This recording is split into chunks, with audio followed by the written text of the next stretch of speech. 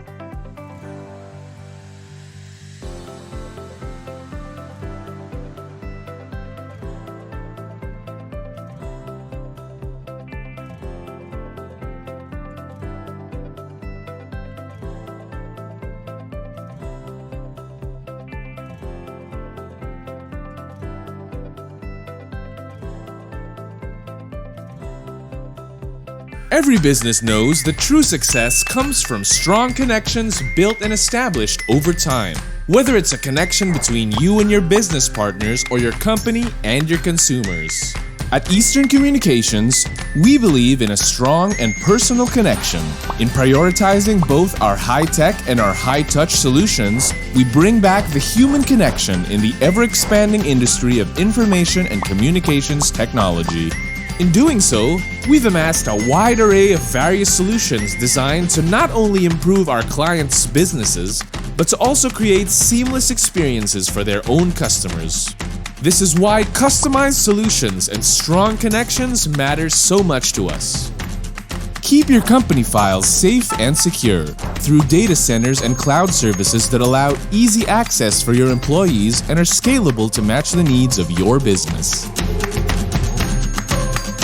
We understand just how important proper collaboration and communication are to the success of a business, which is why we can offer your company the proper tools needed to enhance collaboration efficiency, all while maintaining an agile and flexible network that is scalable to the size of your company.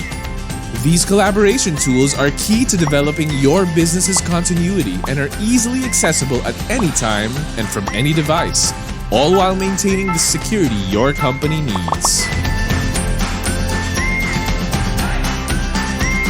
Speaking of security, no matter what stage of a cyber attack you are in, Eastern Communications will always ensure that your company is prepared with the help of the Cyber Defense Suite. From before the attack happens, during the time it's in progress, and even after it begins to damage systems and steal information, Eastern Communications is equipped with products and services for every phase. Eastern also provides relevant managed services that suit your company's needs. That way, you can better focus on running your business and leave the technical aspect up to us. Of course, every business needs reliable connectivity in order to maintain its day-to-day processes. Our world-class data services ensure the smoothest flow of data and information for your company. Together, we can help you create personalized networks that are well-suited for your company's specific needs, containing all of the benefits with none of the hassle. If it's internet you need, Eastern Communications Internet Services can provide your company with fast connections and high bandwidth availabilities. This way, you have access to flexible speeds and stronger connections to the internet. Lastly, we want to help you establish your own strong connections with your company's partners and customers. Eastern's voice services offers seamless solutions for your customer service needs and easily connects you to your customers. These are only some of the many solutions and services that Eastern Communications has established over the years for our many partners. And while we still have a long way to go, you can be sure that Eastern Communications will continue to be your partner and take you from where you are now to where you want to go. Together, we can all finish strong for our tomorrow.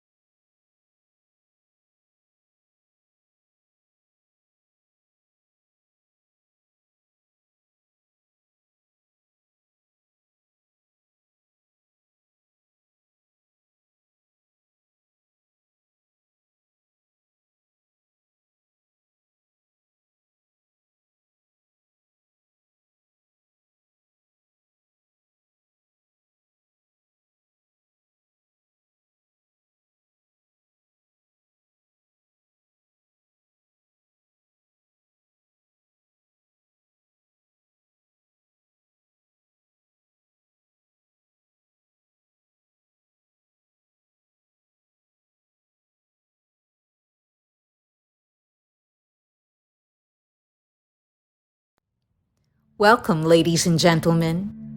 As our businesses bounce back from the year that was, Eastern Communications is here to ask you, are you ready to take a fearless leap forward?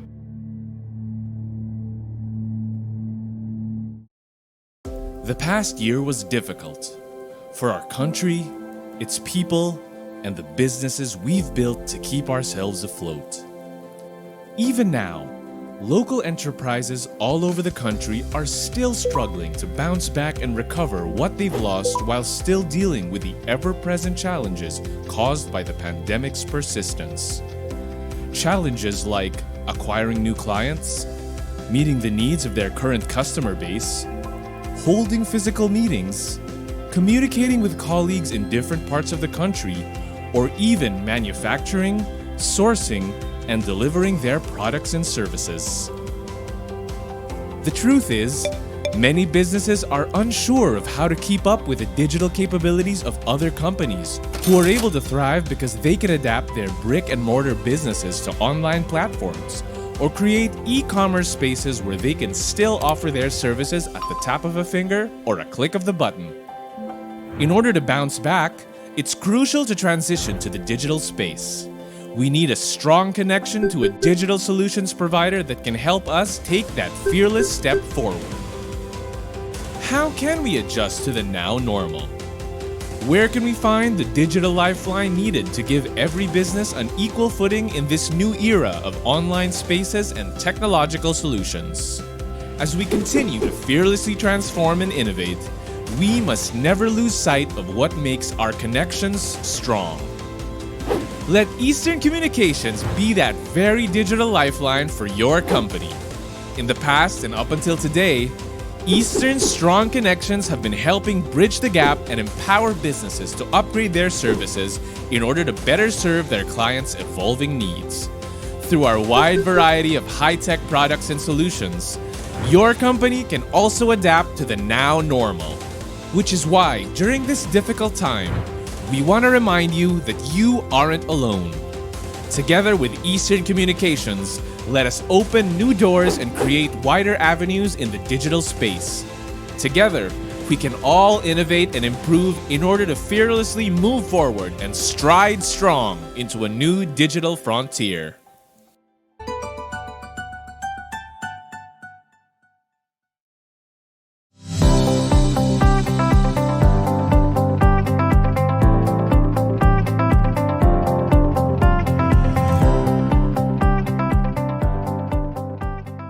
Good afternoon, everybody. I hope you're all safe and sound wherever you are. Thank you all so much for spending this very happy Thursday afternoon with us. My name is Ivana Passes, and welcome to Eastern Communications Leap Forward, a business empowerment for the now normal. It's Eastern Communications' way of reaching out to all of its partner clients to encourage and discuss with them the need for innovation and resilience. Eastern Communications seeks to empower local businesses across the country and be up to date with the latest best practices and technological trends. Today's topic is very interesting. I'm pretty sure a lot of you will love and learn a lot.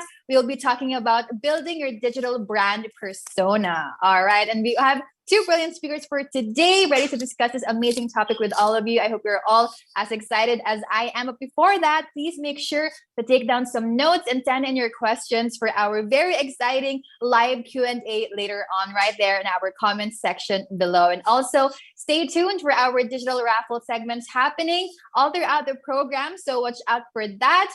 And to officially start us off and here to give a very special message to all of our viewers today, please welcome Eastern's Head of Sales Division, Mr. Michael Castañeda. Thank you, Ivana. Thank you for joining us in our Leap Forward series. As we adjust to the now normal, we constantly need to adapt to the ever-changing conditions. We progress towards unusual territories, but sadly, some continue to struggle until this time. We all know that it is imperative to transform to the now normal.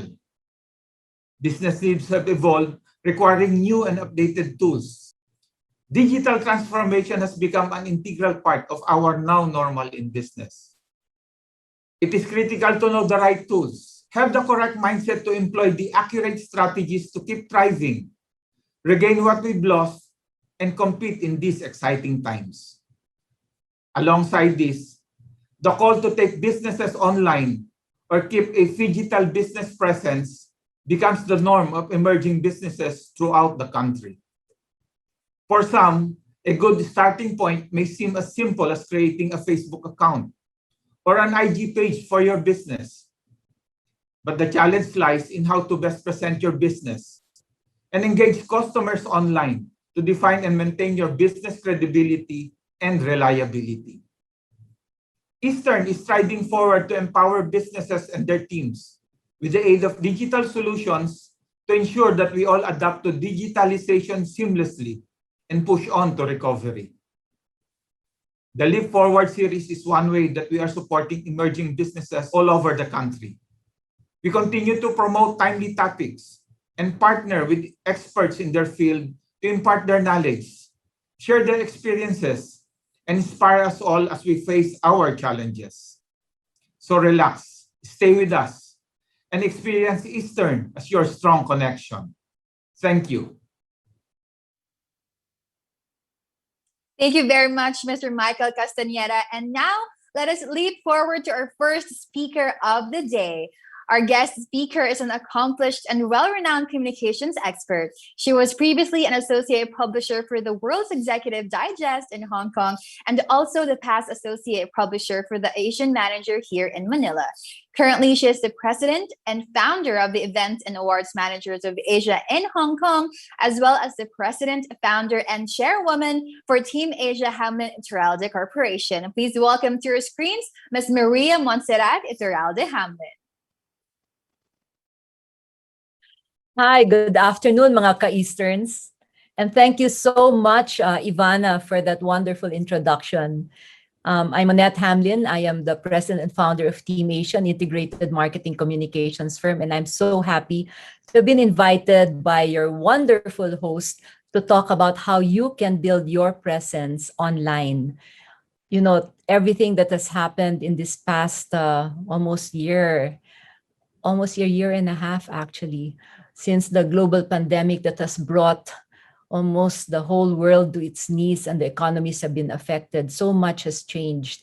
They used to say that digital technology is actually a great leveler, but the real leveler for equality is COVID, because all of us are affected. But many changes have happened because of that, and one of which is that behavior of our consumers has changed. Eyeballs are now all online, especially with people being at home. So this afternoon, what I'm going to do is to bring you through this agenda. I'm going to define what online presence is and why you need it, understanding what SEO and content marketing is. I'm sure some of you have heard of those terms. Choosing the right social media platform for your business, as well as how to enhance your online presence. Okay. Online existence. Is that the same as online presence? Not at all. I'm sure most of you, if not all of you, have already Googled yourselves to see if you show up. Have you Googled your business? And what do you see? Are you happy with what you see? Well, it's important that you make sure that just existing online is not enough. You must be able to develop a strong online presence. So how do we define online presence for businesses? Online presence is actually the collective existence of a business that can be found via an online search. And three things are actually looked at. First is your business. What kind of information do you put out there? What is searchable about you? And then there is the internet. That is where you put the information, and that's where people go to look for you. And finally, it's the public. That's very important because they are the people that you want to woo for your business. So you want to know what they think about you.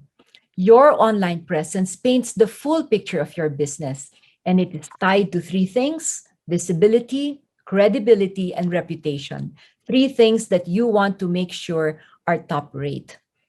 So why do we need the strong online presence? Many reasons. Number one, you need to be discovered. For example, if someone is driving along and looking for a coffee shop or a restaurant in a place that they're new in, they will do a search.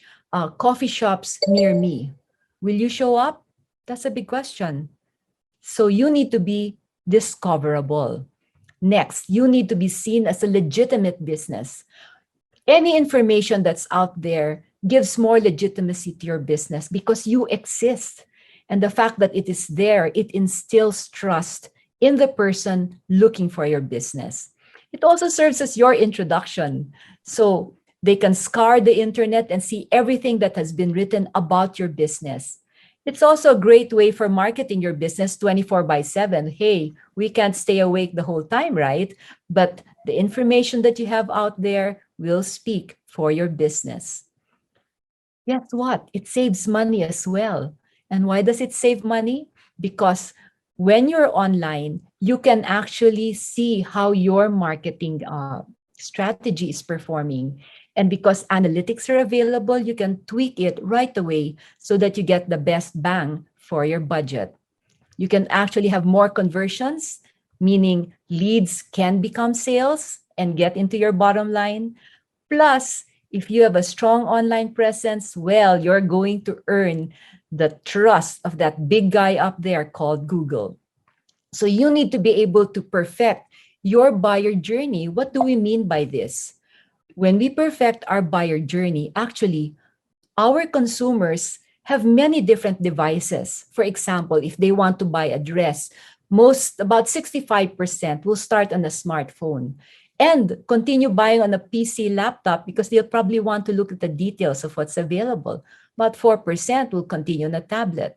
But if they're buying a more expensive item, a car for instance, about 25% will start their search on a PC and laptop, but then they would continue 19% on a smartphone or 5% on a tablet.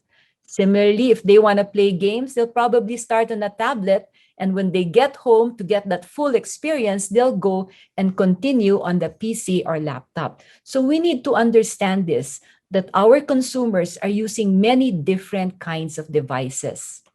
Now, let's talk about search engine optimization or SEO. Would you believe that SEO was already in existence a long time ago? It was just in a different manner. You can see in the photo that we have here, this is in the 60s, and it's a newsstand. And so this was a time when everything that was written out there was on print. So if you were someone trying to sell a product or a service, you needed to get on that newspaper or on that magazine. And you needed to catch the attention of the person walking by so that that person would buy the magazine if you were on the cover. My first experience at work was actually with World Executives Digest, and my responsibility was making sure that our magazine did well on the newsstands across Asia. So I was informed when we did all of the research is that putting a lot of text, that won't sell. Put a drawing on the cover, maybe it will become better. But put a photo and a photo of someone who's important, that sells. So people sell. But with search engine optimization, things are different now. You can actually use this to make sure that you appear number one in the searches. You know, SEO is both an art and a science. And that is the way by which we can drive more traffic to our website, which is where our identity is. It's an art because it needs creative copy. You need to be able to hold and engage the attention of your customers. It's also a science. Why? Because it relies on standard industry tools. You need to be able to understand these tools to increase your chances of being seen online. Now let's talk about content marketing. Content marketing is actually an approach. And this one emphasizes on the creation as well as the distribution of valuable and relevant content to drive your profitable customers or clients to action. What it means is that a targeted audience will more likely shop with you if you deliver valuable and relevant information consistently to them. So you need to take a look at the information that you are presenting in a manner that is engaging and will drive them to action. But can you do one without the other? Actually, Karen Sharma of the Forbes Agency Council says SEO without content marketing is like a body without a soul. Why? You need to make sure that even if you have the most beautiful content, if you don't put it out there, it's going to be difficult. People won't see it. So you need to marry the two all the time.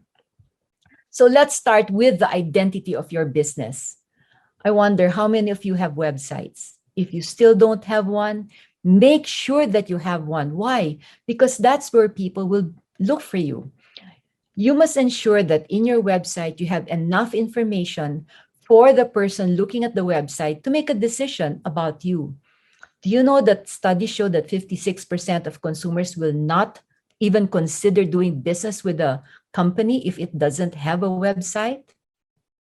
And because of what I said earlier, that there are many different devices, you need to make sure that the information on your website is mobile ready. It can be viewed on any device because people may look at it from their smartphone, from their tablet, from their laptops. You need to make it visually attractive and professional looking. Study shows 75% of consumers are actually admitting that they judge the credibility of the company depending on the website's design. So if it doesn't look good, they're not going to do business with you. And you have to make sure that it's always online, that it doesn't get offline anytime. Plus, that it loads quickly. Sometimes it takes forever to load. And guess what? Those eyeballs are going to leave you right away if it takes long to load your website. Make sure it is up to date, current in terms of information about you. It gives a very bad impression if the information on your website is old and obviously has not been updated. You need to also understand how your visitors discover your website and what kind of visitors browse through your website. So let's take a look at the basic SEO signals. Number one, you need to have domain authority. What does this mean? Question is, how long has your website been on the internet? I've been there for more than 2 decades. How long has your site been there? If it's been there only for a week ago, well, you need to build up that authority for you to have that credibility. How many people actually regard your site as a credible source? And how many actually link back to you? Now, aside from domain authority, let's talk about author authority. These are the people who write on the website. No, it could be the owner, it could be the marketing manager, your spokespeople. The question is, how long have they been present online as individuals? Now, this applies to thought leaders, to key opinion leaders, to journalists, so that they are believable, influencers, in other words. Now, content. Does your site provide quality content, and does it provide it consistently, regularly? So all of these signals will tell people if you are a company that they should do business with. Question, what drives traffic to your site? Now, 3 ways. First is the regular search traffic. They look for you on Google, you show up. Yahoo, Bing, although now the market leader for search is Google. Now, some people will actually type in your website address to look for you. This is direct traffic. Usually, these are people who came across you or you exchange business cards and they want to know more about you. They will look at your business card and type in the address. But then there's also referral traffic. And referral traffic is actually very good. Why? Because these are people who link to you. They're actually giving you their nod of consent that you are a reputable company. Question, how do you track traffic then? Well, you need to put Google Analytics on your website. You should have admin access as well to your social platforms so you can check how many people visit, how many people follow, how many people like the engagement. You could also use third-party intelligence tools like SimilarWeb, Social Bakers, CrowdTangle, and all of those tools. But all of this, something you need to understand. Content is king. But hey, distribution is queen, and she wears the pants in the family. Meaning, you could have the most beautiful content written by an excellent writer, most beautiful photos on your website. But if no one visits it, what's the use? You need to be able to get people there. The question is, how are you going to drive traffic there? How are you going to get those eyeballs? And that's where social media comes in. The latest studies show that 65.4% of Filipinos actually use social media as their main source of researching brands. And this is on any device, whether it be a PC, their smartphone, or their tablet. So, given that social media is a priority, what should we do? We need to know, how do we choose the right social media platform for our business? So let's start with identifying who is our audience. Who do we want to reach for our business? So you need to get to the specifics here so that you have a better idea, and you can build that profile. Like, who's a typical customer? How old are they, male or female? What's their income, education level? What are they interested in outside of your product and service? Because that could be the place where you will find them. Now, let me give you more detail on how to build your audience profile. Look at demographics. So you look at their gender, age, ethnicity, industry, job, and income. You need to also take a look at psychographics. These are the soft things. What are their values, their beliefs, their habits, hobbies, and more? Because that's where you find them. What challenges are they facing now? What struggles? What are the pain points? What's happening in their life that our organization can fix? This is where your messaging will come in. You need to understand it so that you can come up with the correct content. Now, what drives them to actually buy your product? So you need to put all the information there that they need to see from you to convince them to buy from you. Next, where do they get their information? Is it from the internet, from newspapers, from ads, from commercials, or out of home, billboards? Where? And what type of content do they prefer to get their information from? Is it from blogs, from ebooks, from videos, social media posts? And finally, you need to be very clear on how you can help. What kind of content and resources can we provide to our audience so that we can convince them to buy from our businesses? Next step, we need to define our goals with our audiences once we have identified that profile. What's our goal? Do we want to attract our customers, new ones? We want to get leads and then convert them to sales? Do we actually want to drive brand recognition so that we can establish the brand and it becomes top of mind? Or do we want to develop relationships with our buyers? Or if we've already sold them a product, we want them to be able to reach us in case they have any issues. Customer support. When we set our goals, we need to make sure that they're smart. I'm sure most of you already know what SMART is. That's specific, measurable, attainable, relevant, and time-based.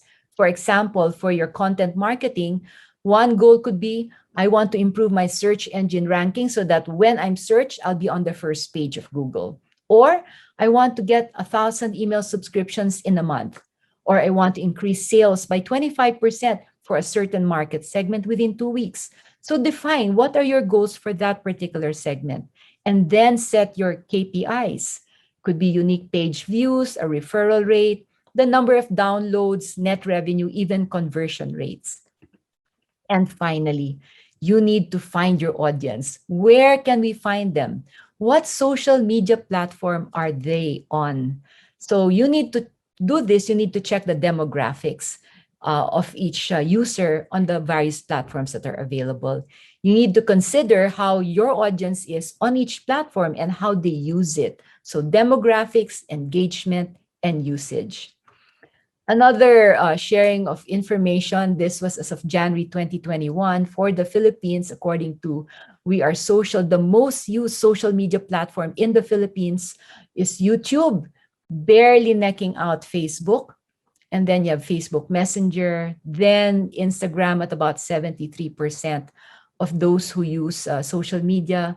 Then comes in Twitter, TikTok, Pinterest, Viber, Skype, LinkedIn, and so on and so forth. So knowing this, probably you say, oh, I better be on YouTube or on Facebook, or at least on Facebook Messenger, right? But let's take a look at what are those different social media platforms. And we need to ask three things. Who is our audience? How can we reach them? And what are our goals, which we discussed earlier? So for example, you have here 7 options. Facebook, we have Twitter, we have Pinterest, YouTube, LinkedIn, we have Instagram, and even TikTok, which is the latest one. So we have demographics. As you can see, the majority would be in Facebook. You have 2.7 billion users right now, followed by YouTube. We have 2.3 billion users, and this is all over, no? Then purpose, what do you want to do for each one of them? If let's say you want to build relationships, you should go to Facebook. If you want to put out information on a lifestyle product, you probably should go to YouTube, no? Or if you want to build relationships, then you can do Instagram.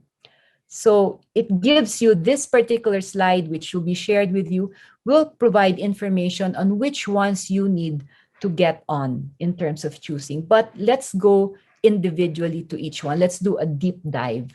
For Facebook, this is it's widely used. Now we have over 2.7 active users.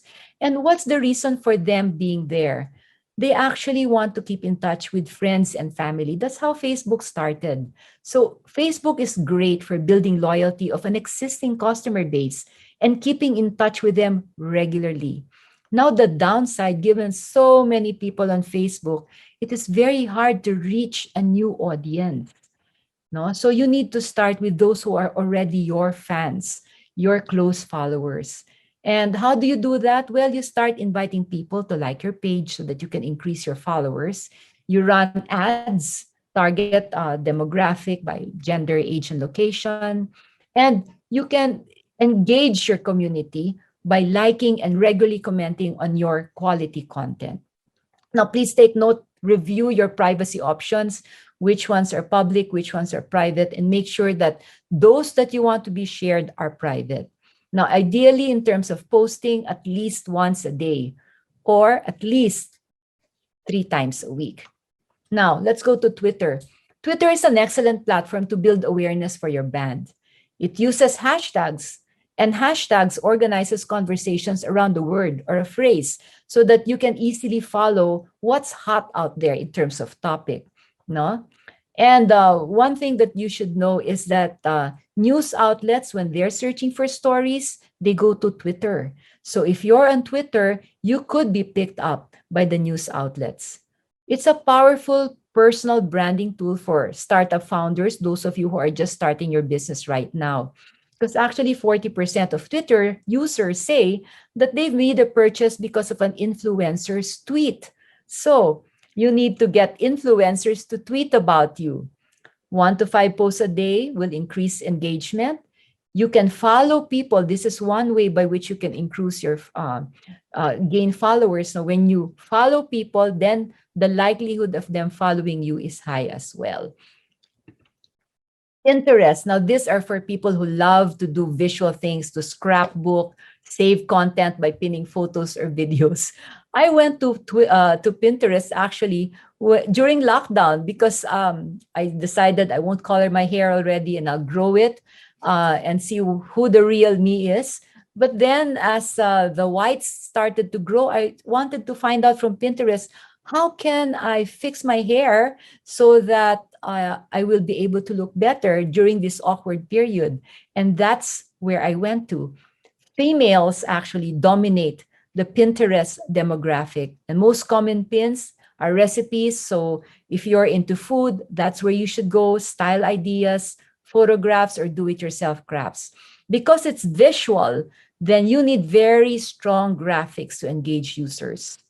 No, and this is also good for retail sales because it's visual. No, YouTube, when I mentioned earlier, YouTube and Facebook are neck to neck.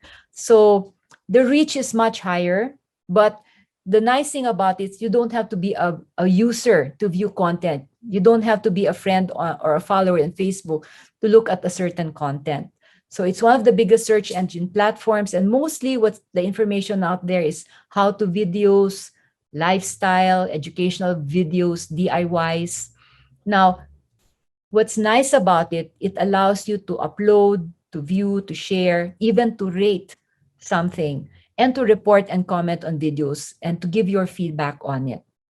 No, you can submit business associated online content to boost reach and to spread consciousness about your products and services.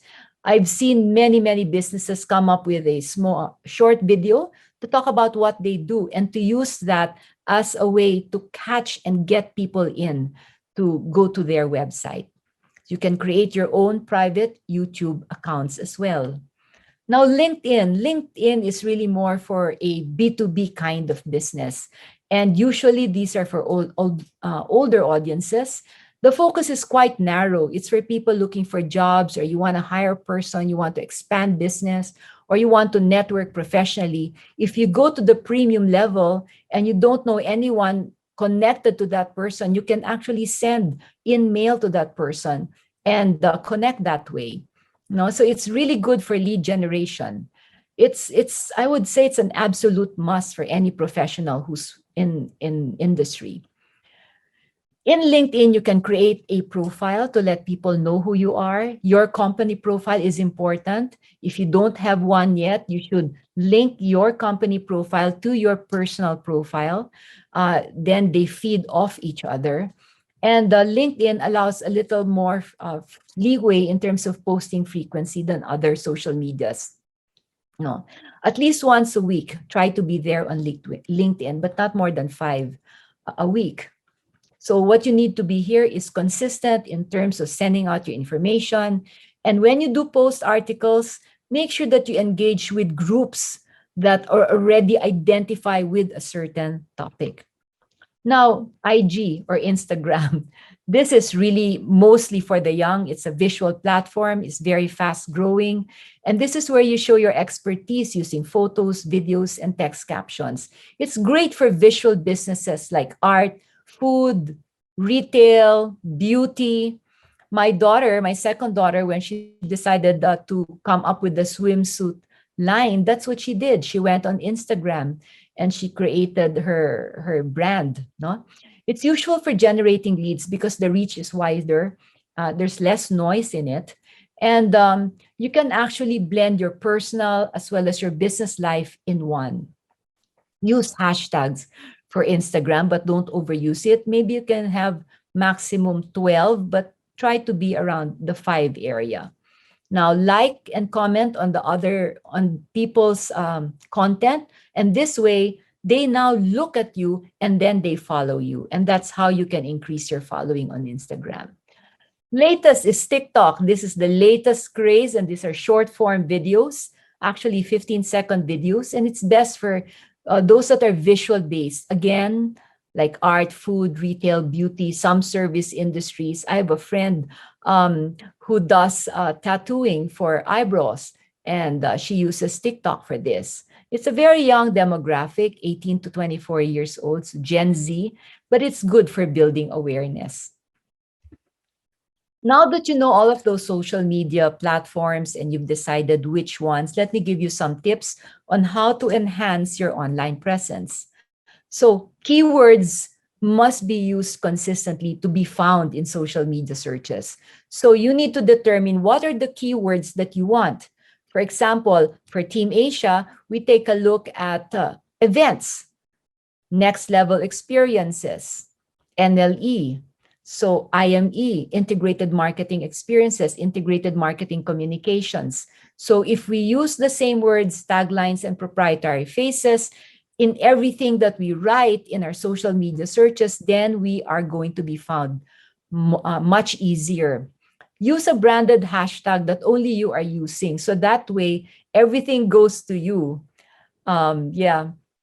And you emphasize this branded hashtag in your captions and creatives so that people can remember them. I have a personal hashtag for my family. That's hashtag Casa de Duckies. And actually, it started during the lockdown when we wanted to put out the food that we cook at home. And this was just really to get people interested in food. And I didn't know that people were actually following the Casa de Duckies hashtag. And until a friend of my son called him up and said, can I know where this Casa de Dakis is? Because I want to order food from there. And my son was laughing. He said, no, that's just my mom's cooking. So hashtags are very, very strong in terms of driving interest, no? Ensure better engagements. And how can you do that? You see, the more engaging your posts are, the more the social media algorithms are going to pick them up. You will be prioritized. So you need to invest in high engaging content. Review your analytics, see which of your posts have received the most likes, the most engagements, and follow those. Do more of what works.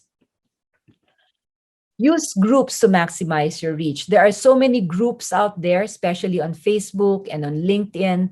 So make sure that you share your valuable posts to those groups so that you can extend the reach for your business. No, show your post to more people. You actually can send it to them so that you can get more engagements and enjoy greater volume for the posts that you do.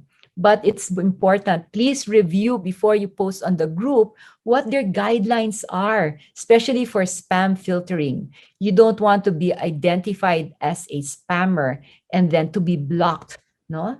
So make sure that your posts are valuable, relevant to that group. Don't do a post that's good for all, and then people will know that it's a generic post and it will get the engagement that they want. Now, make sure you get listed on local directories as well as review sites, especially now with mobility being restricted. People can only go as close in terms of if they want to buy something nearby. So make sure that you're on local directories and make sure that people get to review you.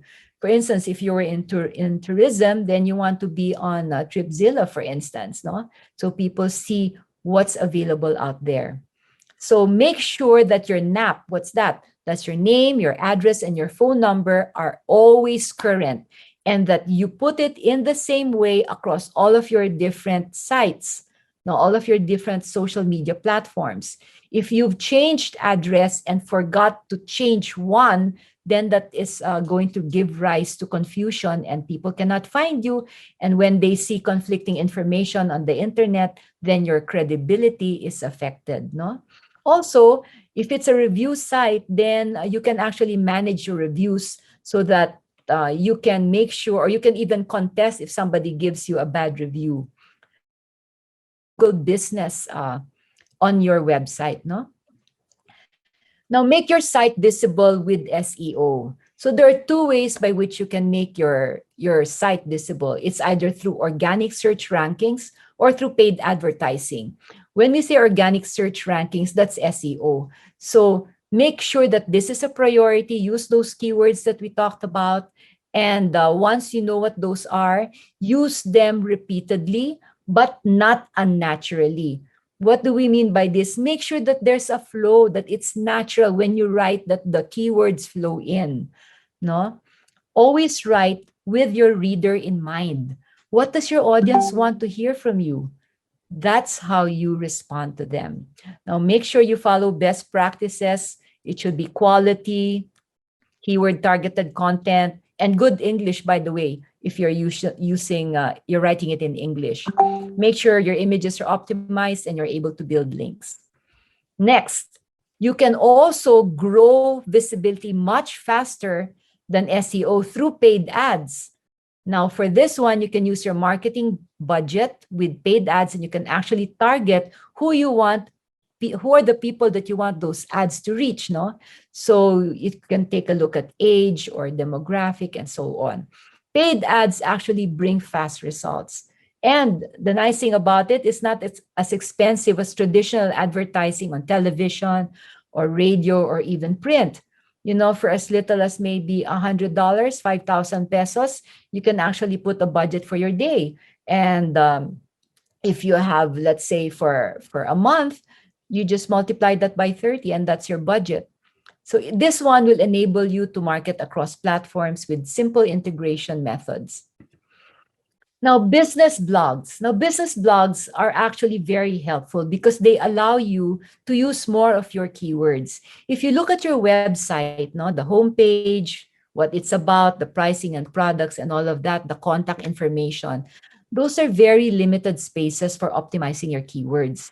So the best way by which you can have rich content where you use those keywords more often is to have a business blog where you demonstrate your expertise, you build your reputation, you talk about what are the things you do, you let your personality shine through, and you can actually use each post to dive deeper into the relevant keywords. So if you have a business blog, actually the studies have shown that 55% more visitors are actually going to a site if there is a business blog, no? And there's a higher conversion. Plus 97% more inbound links are there. This will signal to authority, to the search engines, that you are a reputable company, and that people will be there. Plus, if there are 434% more index pages, this shows that the more pages you have on your site, the better your chances are of getting found in search engines. But you must remember, ka-Easterners, no? You have to think of your audience, not your followers. In other words, should you go for quantity for thousands, or should you go for a very niched market who you know are the type that will be getting from you? So it's probably better to go for the niche, no? And your online presence doesn't actually improve with more followers. It improves with a stronger presence, and the way you drive that is through content marketing. So you need to be able to put out quality information that your niche audience will be interested in. So if you have quality content, this is going to translate to more likes and more comments on your posts, and actually more user-generated content, more shareability, and higher conversions. So how do you do this, no?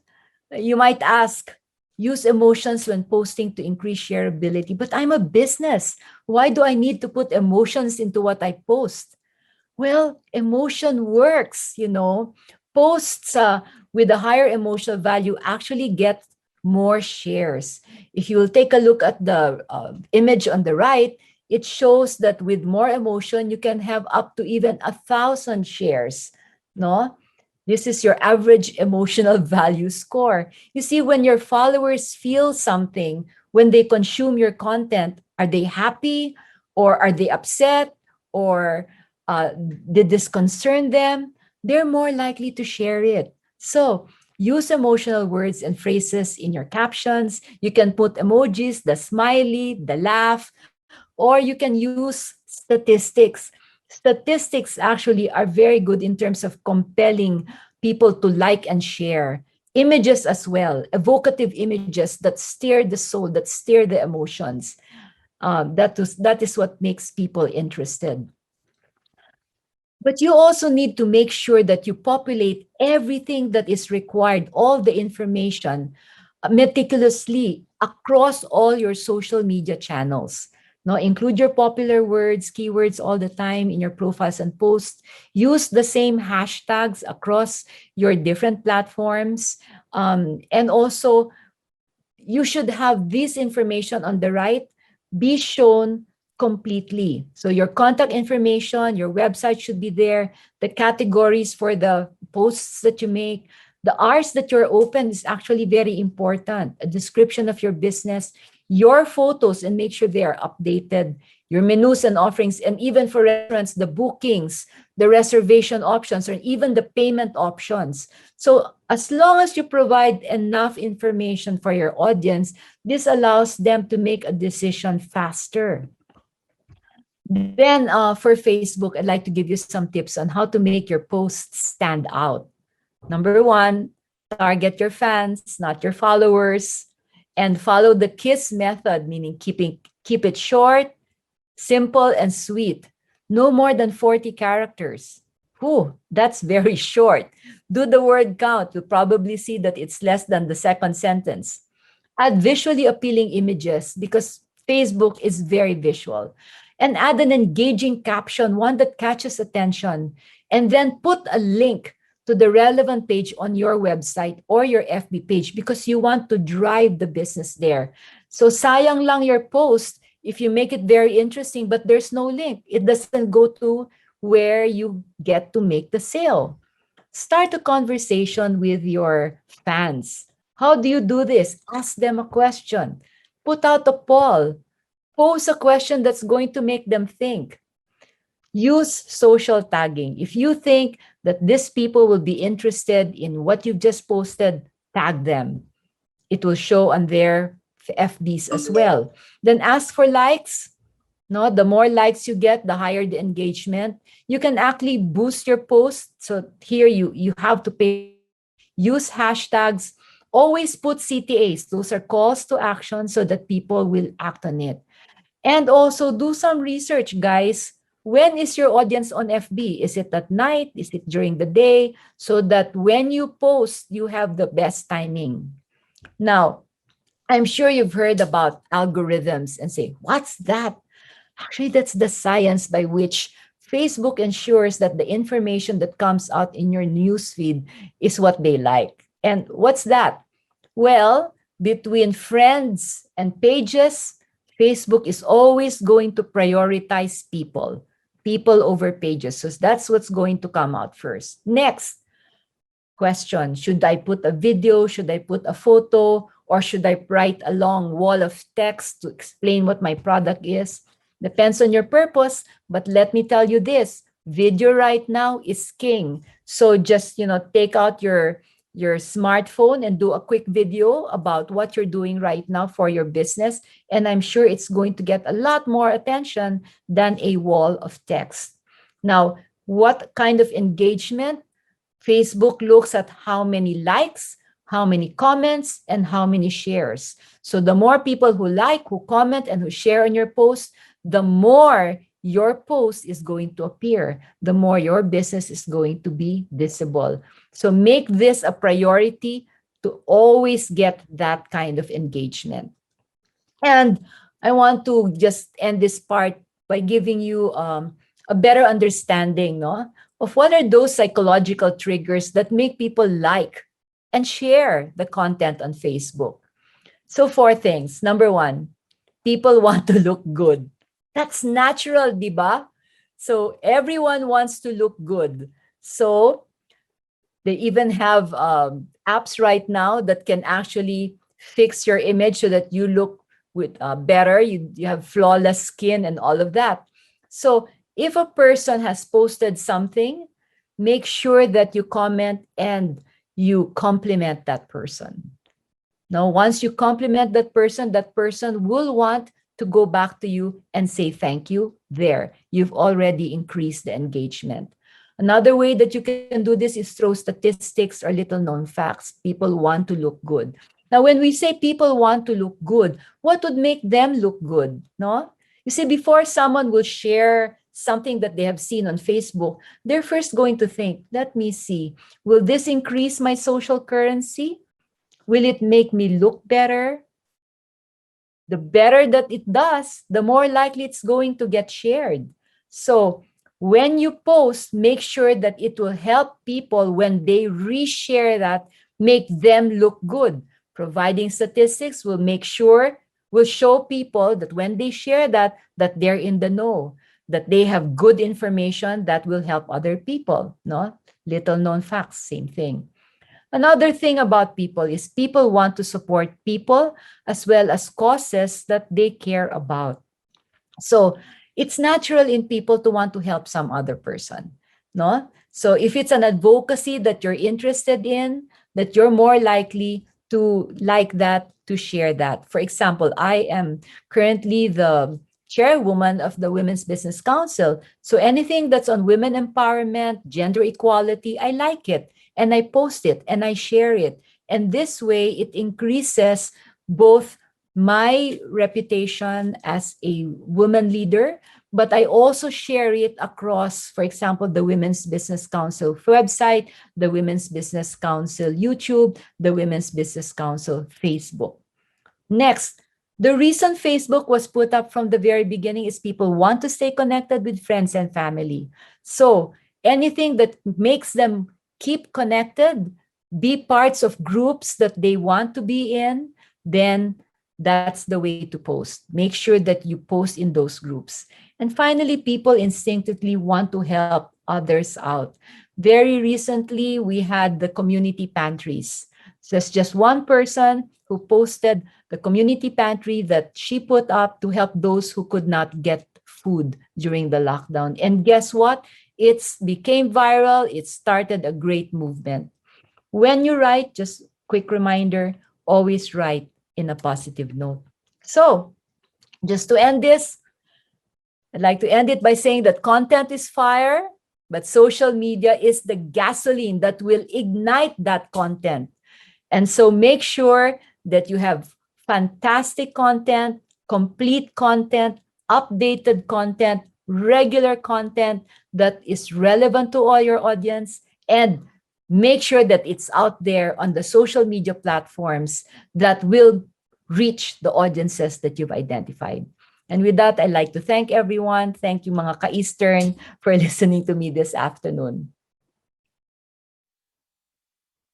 Thank you very much, Miss Monette Hamlin, for that very, very in-depth discussion about how to build your brand's online persona. Like what she mentioned earlier, I really loved it when she mentioned that your online existence is different from your online presence. And I personally feel like I just took a free marketing course online because of everything that I have learned today. And I'm pretty sure a lot of you enjoyed and learned a lot as well from Miss Monette Hamlin. So don't forget to send in your questions for a live Q&A later on so Miss Monette herself can answer your questions. So before we move on to our second speaker of the day, of course, we promised a digital raffle. And of course, Eastern Communications is here to deliver. So for our first raffle draw, 3 of our lucky winners will be getting 1,000 pesos gift away a voucher. So again, you'll be having 3 winners for our first batch. So it's very easy. So when you see your name flashed on the screen, just take a screenshot and email it to marketing@etpi.com.ph with a subject line, Leap Forward 2021 Digital Raffle. And make sure to include your details as seen on the screen right now, your full name, company, mobile number, and your email address. So we have our names ready for our first raffle draw. Congratulations to Raymond Jomampa of Inotor Philippines, Inc., John Tabuso from One High Philippines, and Rafael Celestino from Medsex International Corp. Limited. Congratulations to the 3 of you. Again, you're all walking away with 1,000 pesos gift away a voucher. So don't forget, we still have a few more in line for our raffle draws for today. So watch out for that. And now it's time for our second speaker of the day. He is a strategic segment marketing manager in Eastern Communications. And through his previous experience in other industries such as telecommunications, advertising, events, and so much more, he continues to hone his experience in handling wholesale and carrier channels, along with the company's regional marketing needs. Ladies and gentlemen, please give it up for Mr. Juan Carlos Vicente Suarez. Thanks, Ivano, for the introduction. And thank you, Ms. Monette. That was very insightful. I can't agree with you enough on how important it is to be present online and how we need to earn the trust of our customers.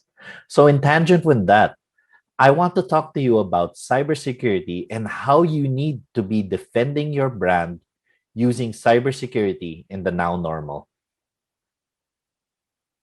Allow me to introduce myself. Despite the long name on the screen, my name is simply JV Suarez, Strategic Segment Marketing Manager. So, I say defending the brand, but let me paint you a picture of what we're up against. Cyber threats are unfortunately worse than ever. Worldwide, McAfee has already announced that it found 67.2 billion daily real-time threats. Let me just put that into an easier frame of thought. Imagine that if our friends, our family, anyone with a computer, a laptop, a mobile phone, or maybe even no access, at 67.2 billion daily real-time threats, that means all of us are receiving 8.4 daily real-time threats without even knowing it. So it's not exactly what you'd call the most ideal situation right now. Additionally, from that, during the pandemic in 2020, the FBI reported an increase of 800% in reported cyber crimes. Now, what's the worst part of that? Not only was it increased by 800%, I'm pretty sure there are a lot of companies or people who don't even know that they've been compromised. So that's quite a terrifying thought altogether. CNBC, on the other hand, compared the previous data of 2019 and 2020 and found out that there was an increase during the first quarter of 2020 on data breaches, large scale data breaches. It was increased by a staggering 273%. And in fact, on top of that, in 2021, another study shows that it was increased by another 50% in the same quarter. So that's quite alarming if you really think about it. And from the looks of things, unfortunately, things won't be getting any better anytime soon. Why, you may tend to ask? That's easy. The now normal is here to stay. And with that, we still have many, many vulnerabilities that make us easily exploitable, such as, well, let's start with the most obvious: work from home. In the Philippines alone, more than 70% of companies have turned to remote working. And I've been working for a few years now, in fact, more than just a few. And work from home has never been an option in the corporate setting before. Right now, if you haven't worked from home, on the other hand, it's a little strange because pretty much work from home is the now normal.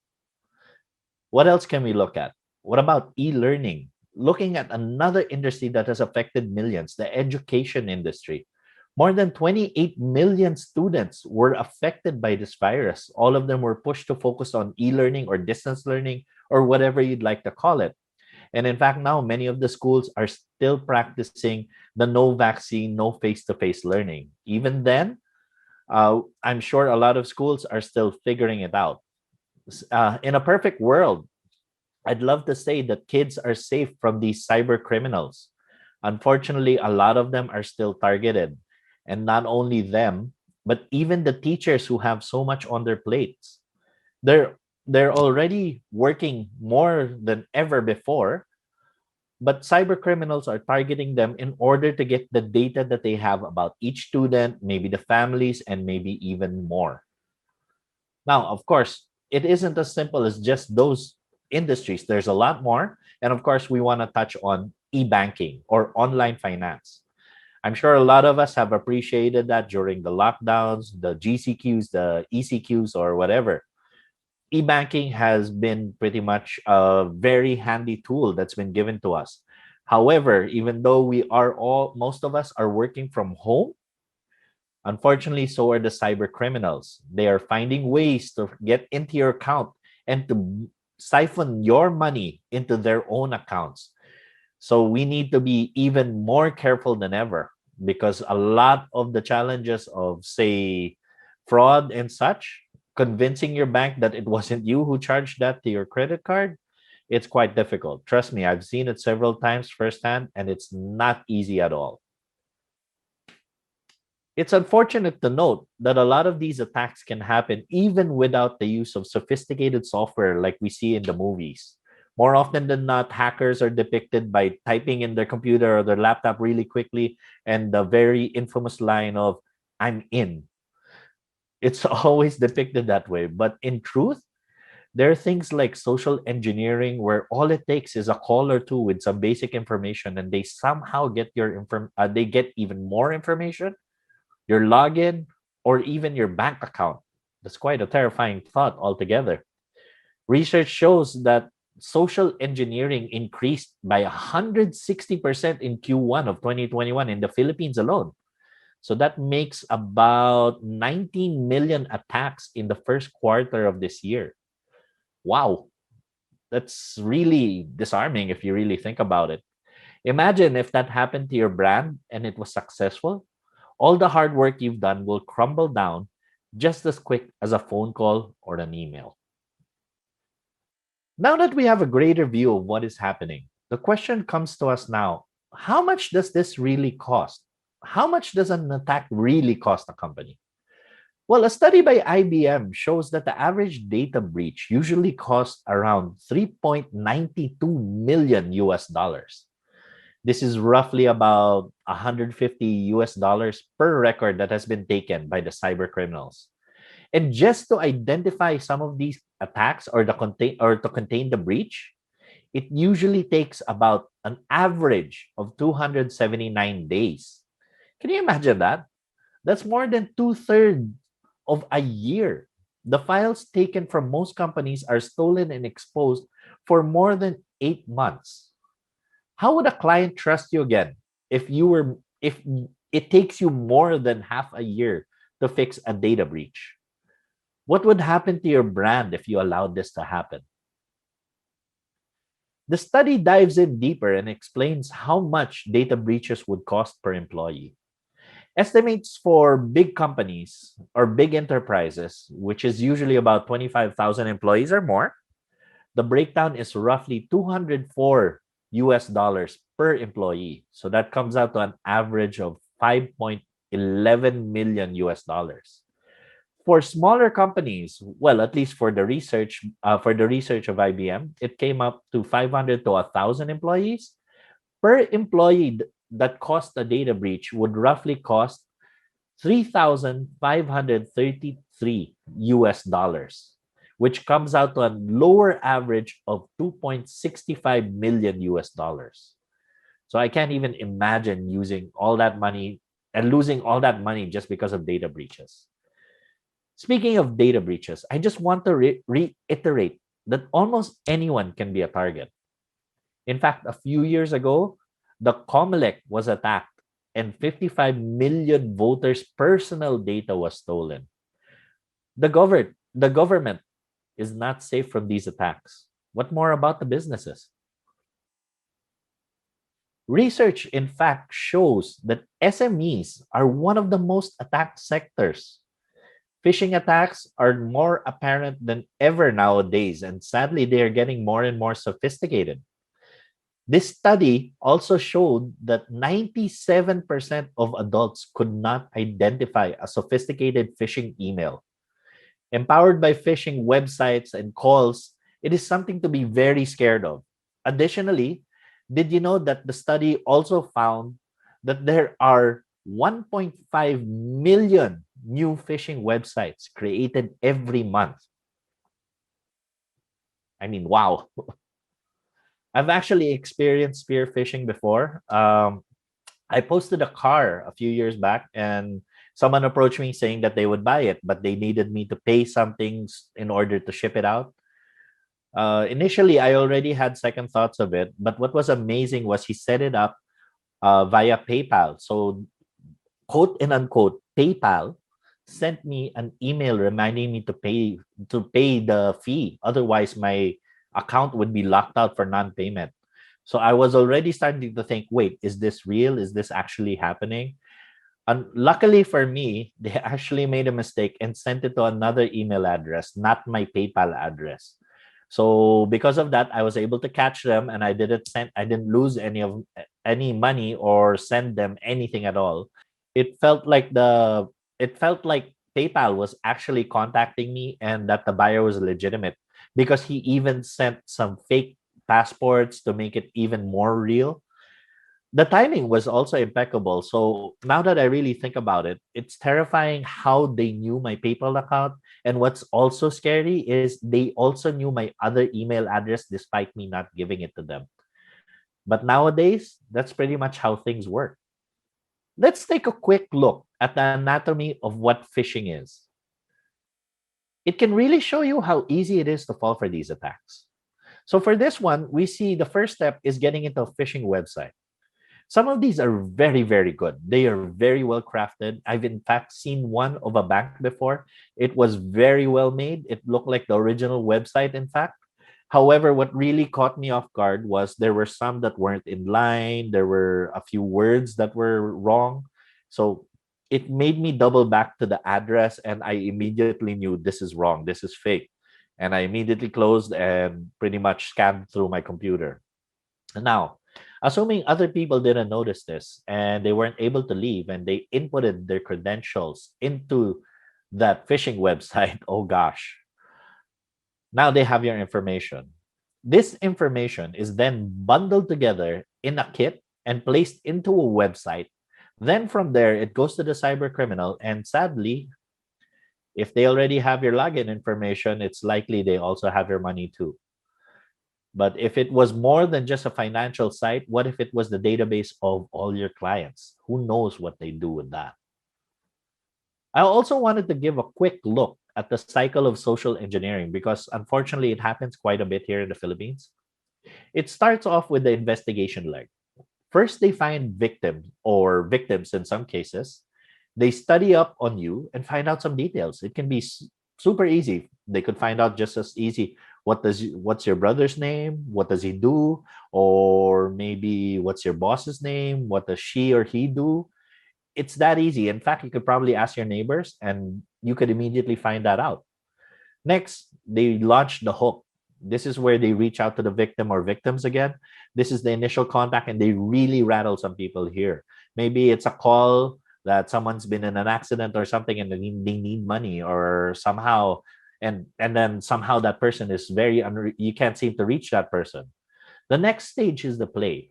That's when they get what they need from you.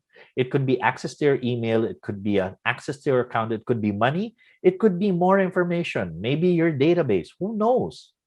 Then they leave. It ends sometimes quite abruptly, or sometimes they even remove whatever information they have left and just do a quick spam. All your credibility is gone, just like that. Now we know how easily and how often attacks happen nowadays, and as well as the costs that come with it. You need to ask yourself, how important is trust to us as a company, as a business? And to do that, I just want to let you know how long it roughly takes to build trust. Research shows that it takes about 2 years or so to build trust with a brand. I'm sure many businesses still get clients despite not being completely trusted yet, but imagine having to build up your brand for 2 years, do everything right, and get everything correct, and get those clients to finally say, oh, this is my brand. This is the brand that I trust. And then a data breach happens and takes it all away in just one day. You just lost all the trust that you built up for 2 whole years and it's gone. In fact, you'll go from being trusted to being hated just like that, just because you lost the information that your customers trusted with you. What brands have been affected by attacks such as these? Here are just a few examples. Facebook unfortunately had a run-in with cybercrime last 2019, where over 533 million accounts were compromised. These details were released much later, just this year, in fact, in 2021. So now many hackers have the information of 533 million Facebook account holders. LinkedIn, among all of those on this list right now, this is the latest, just happening this June 2021, where over 700 million users' info were stolen. This was done through scraping or gathering data through different websites. In any which case, the data was set on sale in the dark web just a few weeks ago. Yahoo actually had 2 attacks, one in 2013 where 3 billion users' accounts were compromised. Despite that, at that time, they were still in the middle of being transferred to Verizon. So they were still able to complete the sale, but at a loss. And in 2014, they took another hit and lost another 500 million user accounts, which they only declared a few years later when the data was released in the black market. Finally, another brand some of you might be familiar with. In an article by Reuters, a Spanish telco known as Telefonica was attacked by the infamous ransomware known as WannaCry virus and had to shut down computers of a number of employees in order to contain the breach. While thankfully it had not affected operations or even clients, the ransomware did do some damage during 2017. Sadly, this was only the onset, and many other businesses, such as hospitals and other companies, were attacked by the same ransomware. It's a little unnerving being able to see some known brands up there, and that not only did they take time to build their reputation, but also invested in millions in cybersecurity, but still found themselves susceptible. For sure, there are people having second thoughts on using these brands. From there, and now that you know all of this information of how it happened and what happens when you break that trust, the question is now, are you protected? I'll let that sink in for a while.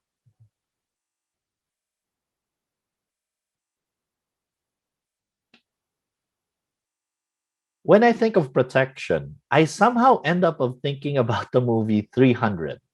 Still, one of the all-time classics in my humble opinion, and as always, ahoo, ahoo, ahoo. The reason this image comes to mind whenever I say the word protection is because of the shields. When you think of shields, you think you are protected.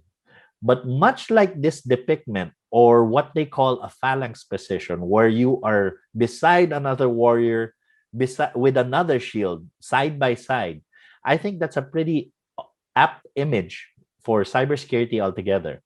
While one shield or one protection is good, having multiple protection covering you from different angles is so much better.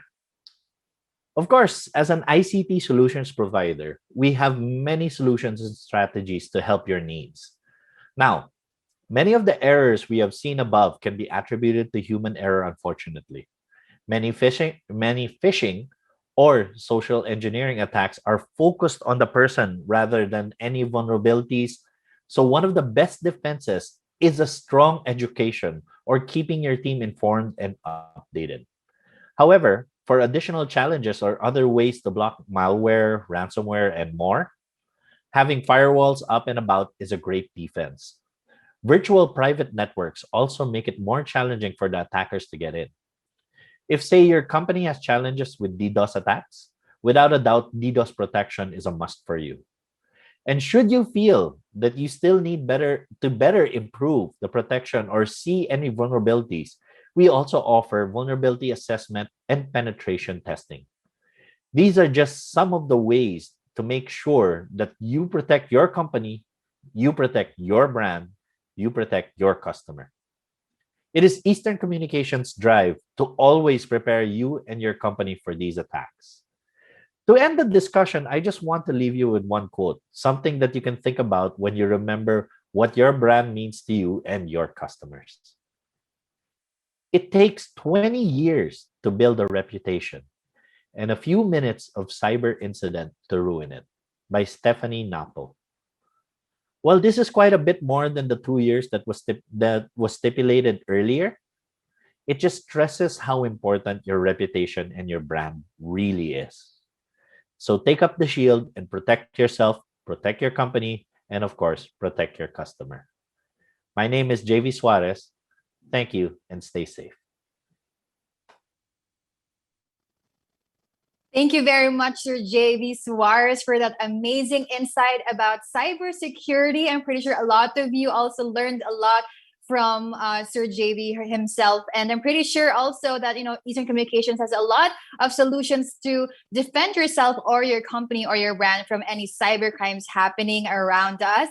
And again, thank you very much, Sir JV. If you have any questions for Sir JV himself, don't forget to send them in our comment section below so he can answer those questions in our live Q&A later, happening in a bit. But before that, now it's time for our second raffle draw. So for this round, 3 lucky winners will again getting 1,000 pesos giveaway vouchers. So if your name wasn't called a while ago, don't worry, because you still have a chance to win our 1,000 peso giveaway voucher. So it's very easy. Again, once your name is flashed on the screen, take a screenshot and email it to marketing@etpi.com.ph with the subject Leap Forward 2021 with your details like your name, company, and contact number, just like what you are seeing right now on your screens. All right. So again, I think our names are already ready. Let's see who are our winners for this second batch of a raffle draw. Congratulations to Ana Movido of Mech Electronics, Eliza Oreo from T2G, and Marco Sanga from AMH Philippines. Congratulations to the three of you. Again, you will all be winning 1,000 pesos giveaway vouchers. Congratulations. And so far, congratulations to all of our raffle winners. Don't forget, because we still have our major raffle draw happening a while ago. So stay tuned for that. Again, you can still send in your questions to our speakers for today. And I think we are now ready to kick off our live Q&A segment happening right now. So let us bring back to our screens Mr. JB Suarez and Miss Monette Hamlin. Good afternoon. Hi, Miss Monette, and hi, Sir JB. You all look great this afternoon. How are you both doing in this time of the pandemic? Doing well. Yes, very well. Great. Thank you for asking. It's so nice to see you this afternoon. So we will now go straight to our questions. So our first question for the day is for the both of you. So our first question is, during the upcoming ECQ, I'm pretty sure a lot of us are getting ready now for that. That is happening in NCR Plus and maybe even more. What would you say is the most important thing for a brand persona? Go ahead, Miss Monette. Well, I would say stay online and build that online presence consistently. I agree. How about you, Sir JV? Okay, for brand persona or cybersecurity, I would have to say trust. At this time, when everyone is so dependent on being online and needs to be available online, no one will visit your website if they don't really trust your brand. And the less visits to your website or even your social media, that means less turnovers and less sales for your company. So during these challenging times, especially during the ECQ, I really believe that you have to build up the trust that we've been talking about. Build your brand persona and build your cyber defenses. You can't go wrong with those. I agree, Sir JV. And now we have another question for the both of you. So someone asked, can you give my business, an SME business rather, 3 important tips for the now normal? Go ahead, Miss Monette. Okay, well, if I may just recap the things I said earlier. You must use your SEO and your content marketing. Make sure you have those keywords there. Again, content is king, but it's distribution that's queen. So make sure that you use social media so that you can drive the information, drive the traffic to your website. And of course, because people are very visual, so make sure that you use captivating videos, interesting photos to capture attention and engage. And also using the hashtag. That's the same thing that you did, Miss Monette. That was really, really great. How about you, Sir JV? Wow, I can give you so much more than just 3 tips, but okay, let's try to limit it to 3. Let's name a few. Multiple authentication verification. I know it's a mouthful, but it's a great preventive for cyber criminals. Be wary of your passwords. Try no sharing, please. That is a definite no. And please do not make it something like 1, 2, 3, 4 ABCD or something like that. Please don't be that silly. And finally, third tip for that one, double check everything. If an email looks shady, double check it before clicking anything or opening a link. Thank you very much, Sir JB. So we have this question specifically for Miss Monette. I think a lot of our viewers really, really enjoyed your talk a while ago. So the question goes, if you had to make a number 1 rule of the most important rules of brand persona, what would you say it is and why? I would say being consistent and staying on brand.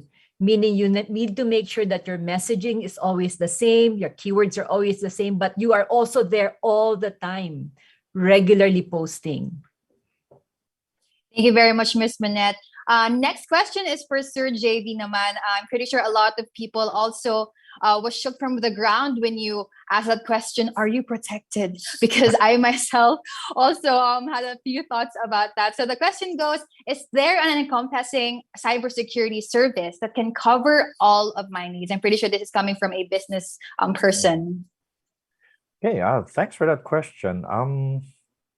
Top of my head, sadly, there is no one-size-fits-all cybersecurity solution right now.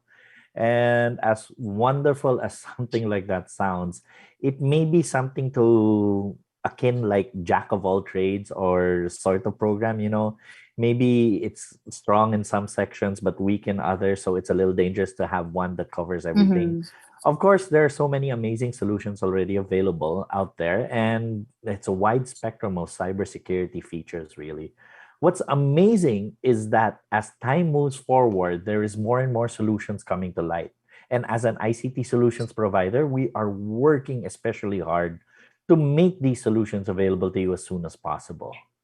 So to be able to find out if we do have the right solutions already with us, I strongly urge you to connect to your local Eastern account manager and discuss what your company needs. That's the first step in being Mm-hmm. Mm-hmm. prepared to defend your brand. All right. Thank you very much, Sir JV. Now, next, for Miss Monette, you mentioned a while ago the different platforms, social media platforms that can, best fit for a certain brand or certain company. So this question goes, how would you recommend handling crisis management? Assuming something terrible happens and my social media is bombarded, what are some quick do's and don'ts?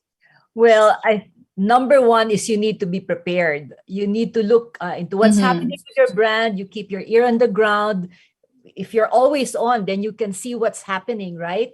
So you need to know what's happening to your audience, to your industry, to your environment. What are the different issues that could, possibly blow up in your face so that you can be prepared. Next, you go back to your brand. Who are you? Why do you do what you do? You manage any possible crisis with your values. So that's very important, no? Honesty, transparency is always good because people want to relate to someone, as JB said, someone they can trust. Mm-hmm. You should also address the situation right away. Don't let it fester. Don't, wait for it to blow up in your face. Look at the facts, look at your customers, look at what resources you have, and look into how you can address the situation right away. But it's important to remain cool, calm, collected, and keep your answer short and sweet, straight to the point. Mm-hmm. By the way, we do have a podcast at Team Asia on our B2B. If you want, you can listen to it. It's How to Get Away with Crisis.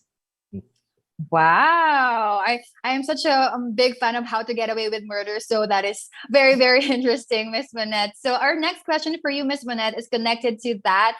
Could you give me a quick overview of where best to put my brand persona? If Facebook, what can I expect? For LinkedIn, more for business. For Twitter, is this still viable place to put a brand persona, or etc.? Okay, again, it has to deal with your audience and what product or service you offer in your business. So as I mentioned earlier, Facebook is where you build a loyal base of customers and you keep in touch with them, you keep engaged. So Facebook, again, you need to be short and sweet in terms of getting their attention, and visual is important. The video, no? Now, LinkedIn is more professional. That's B2B. So if you're like searching for a job or you want to expand your business, you want to network professionally, get into business with someone, it's best to use LinkedIn. So it's good for lead generation, for general networking, even for recruiting employees. Twitter naman, it's where you build the awareness for your brand. I think I shared this earlier. News outlets like the newspapers, etc., they actually stay on Twitter to see what are the stories that they can put out. So if you're on Twitter, then the likelihood of them catching your story is great. It's powerful in terms of branding, developing a personal branding tool, especially if you're a startup founder, no? YouTube naman, I showed you the statistics earlier, right? It's like neck and neck with Facebook. But YouTube is very good in terms of showing lifestyle products, for example, educational videos, do-it-yourselves. So anything that's visual. And the nice thing about YouTube is you can explain just doing a video, and then you can draw them in and engage them. Pinterest, that's for more visual, mostly women there. So recipes, so if you're in the food business, that's a good place to be in. Fashion. But IG, that's where the young are. So if your market are the young people, TikTok also, and you're going for that age group, that would be good to be in the IG and TikTok. Thank you very much, Ms. Monette. Now, to Sir JB, you really emphasized a lot no, about the importance of protecting your brand or your company against cyber attacks. So, our next question goes: how will you know if you've been compromised already? Okay, that's a very tough question. There are times when the criminal will find ways to cover his or her tracks, and it's quite amazing, actually. However, there are a number of signs that can signify that you have been compromised. Usually, you will notice that there are quite a few more suspicious emails than usual, ransomware emails, maybe here and there, phishing emails. Unusual login attempts will be seen in your network, and of course, a slower network process, and much more. Of course, as an ICT solutions provider, as I mentioned earlier, we do have some services that will meet the needs for after an attack. In the end, however, when you've been hacked or when or you're more than likely your security is already questionable or compromised. So a number of those warning emails coming in and strange traffic should start reflecting on your network system. So just be really wary of that, and be ready for these sort of situations. Thank you, Sir JB. Now, again, back to Miss Monette. I really remembered when you mentioned earlier that creating content online is important, but it's also important to put in, or don't forget to put in or include your company's or your brand's link in that specific post. So our next question is also connected to that. It says, does my brand persona have to lead to an e-commerce option? Do I have to find a way to offer payments online, or is it enough to just share what my shop offers and leave my contact details? Very interesting question.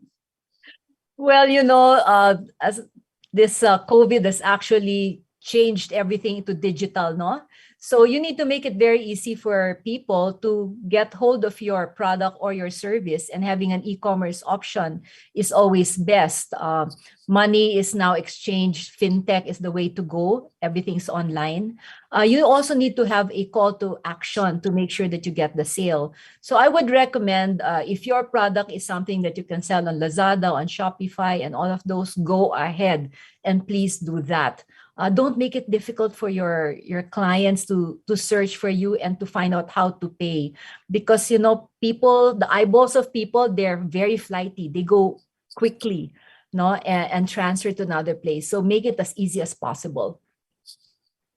Thank you, Ms. Monette. Again, back to Sir JB, we have a very interesting question for you. You mentioned that many vulnerabilities are the fault of people. So how do I keep my people educated? Okay. Thank you again for that question.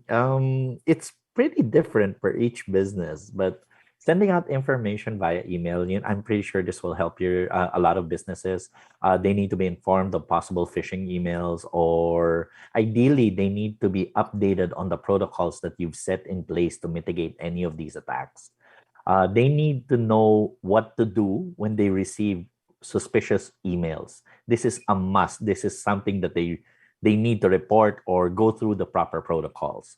Data breaches and attacks can be very, very costly, as we know, but a lot can be avoided as long as your people are alert, learned, and know what to do in these cases.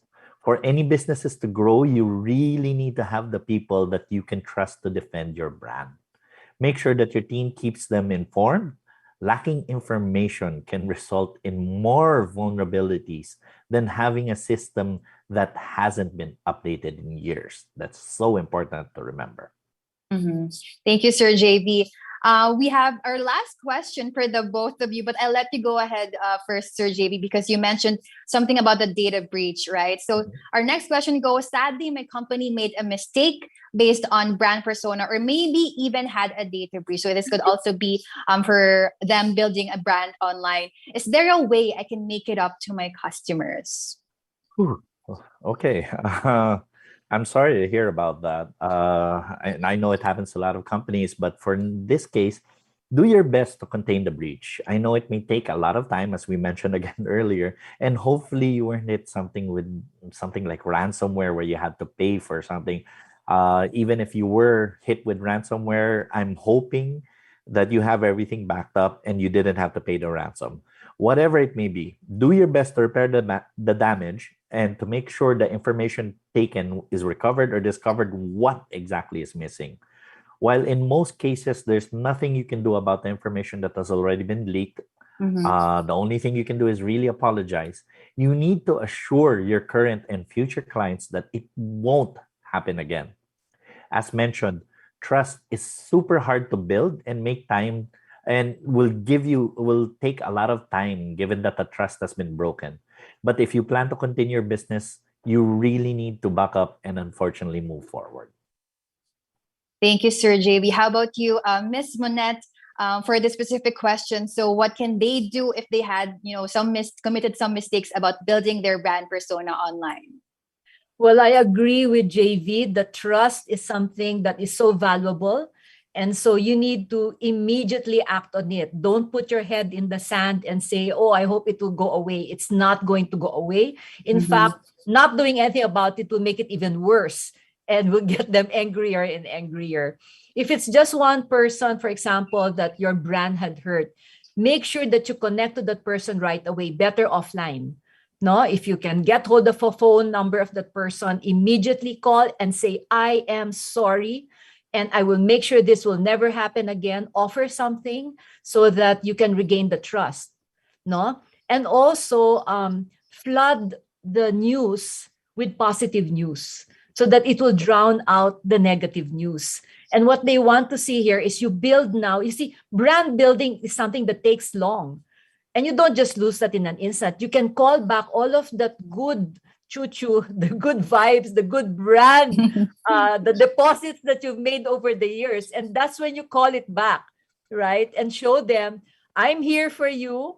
But hey, sometimes things happen. And we're going to make sure that we come out even stronger for you. Thank you, Miss Monette. And I think that's all the time that we have for today. Sadly, I know we don't want to let them go yet because we still want to learn more, but we have to. Again, thank you so much to JB Suarez and Miss Monette Hamlin for sharing your knowledge and providing all of our viewers today with the insights they need to leap forward into the now normal. Before we end with our experts for today, please share a few parting words to our audience before we let you guys go. Go ahead, Miss Monette. Be consistent, be online, and build your brand. Thank you, Miss Monette Hamlin. How about you, Sir JD Suarez? Thank you. I'll keep it short and sweet too. It's an honor being here with Miss Monette. I learned so much from what she just spoke about. And as she said, be online and build your brand persona. For me, protect your brand persona and keep it strong. Make sure you're protected and make sure your customers are protected. Thank you. Thank you very much, Sir JB Suarez. And guys, just in case your questions weren't answered, don't worry. Just send them in any way so Eastern Communications can reach out to you after this webinar. So today, our major raffle winner will receive a 3,000 pesos giveaway of vouchers. So it's very simple. Again, when you see your name flashed on the screen, just take a screenshot and email it to marketing@etpi.com.ph with the subject Leap Forward 2021 Digital Raffle, along with your full name, company, mobile number, and email address. So our major raffle draw winner for today is... Congratulations, Adrian Bacchini of Wildflower Bakery and Cafe Corporation. Congratulations, you're walking away with 3,000 pesos giveaway voucher. Just take a screenshot again and email it to marketing@etpi.com.ph. And also congratulations to all of our raffle winners for today. Don't worry again, because you will all be walking away with 1,000 pesos giveaway voucher to all of our participants for today. Don't worry. And again, thank you once again to Miss Monette Hamlin and Sir JB Suarez. And of course, thank you to all of our viewers today for taking the time to be a part of Leap Forward. And as a special treat, like what I mentioned a while ago, all of our participants will receive a giveaway voucher from Eastern Communications. It's very simple. Just answer our post-event survey that will be sent to you via your email or using the QR code in the chat box to claim your special token. Make sure to look forward to our future sessions as Eastern Communications continues to inspire and uplift business owners across the country by tackling another challenge that businesses face in the now normal. Together, we can take that leap into a strong tomorrow for your company. Thank you again, mga ka-Eastern, for participating in Leap Forward Business Empowerment for the now normal. Have a safe day, everybody. God bless.